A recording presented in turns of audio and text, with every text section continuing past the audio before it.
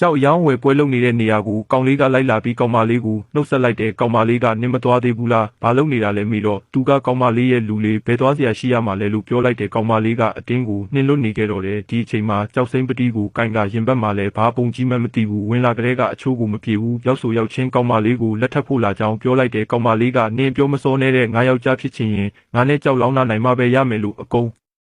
လုံးတိအောင်ပြောလိုက်တော့တယ်ဒါနဲ့ဟိုကောင်ကနင်းဆုံးရင်ငါအိမ်လိုက်ခဲ့ပြီးငါကောင်မလေးလှုပ်ဖို့ပြင်ထားလိုက်တော့တယ်ဒီလိုနဲ့ကောင်မလေးကသူ့ဖိတ်ထားတဲ့ဆရာကြီး၃ယောက်ကိုခေါ်လိုက်တယ်တယောက်ကလင်းရှောင်းရဲ့လင်းဆရာကြီးနောက်တစ်ယောက်ကကတုံးဆရာကြီးပြောင်းတဲ့နေရာမှာအရန်တော်တယ်နောက်တစ်ယောက်ကနှက်ခမ်းမွေးဆရာကြီးအမွေးနှုတ်ရာမှာအရန်တော်တယ်၃ယောက်လုံးကနှစ်ပေါင်းများစွာတက်တန်းရှည်တဲ့ကြောက်ရွေးဆရာကြီးတွေကြီးပါပဲ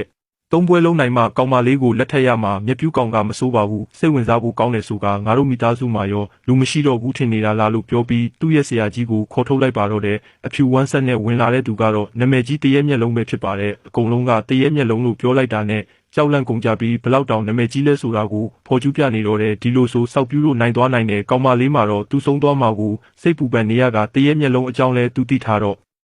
စိုးရိမ်မှုကမြင့်တက်နေခဲ့တာပေါ့ဗျာစောက်ပြူးကောင်ကတော့သူတို့ပြောတဲ့ကျွမ်းကျင်ပညာရှင်ဆိုတဲ့ဒီ၃ယောက်ကိုစောက်သုံးမကြတဲ့သူတွေဖြစ်ကြောင်းကိုပြသခိုင်းနေတော့တယ်အပိုင်ပြီးတွက်ထားပုံရတယ်ဒီလိုနဲ့ကောင်လေးကသူ့ကြောက်တွေထပ်မလောင်းဖို့တစ္ဆာဆိုထားပေမဲ့သူ့ရဲ့ကောင်မလေးကိုတော့မကာကွယ်နိုင်ရင်ငါတယောက်ကြားလို့တောင်အခေါ်မခံထိုက်တော့ဘူးလေတစ်ဖက်ကန်းကတော့အမျိုးမျိုးသောစကားတွေနဲ့စော်ကားနေခဲ့တာပေါ့ကွယ်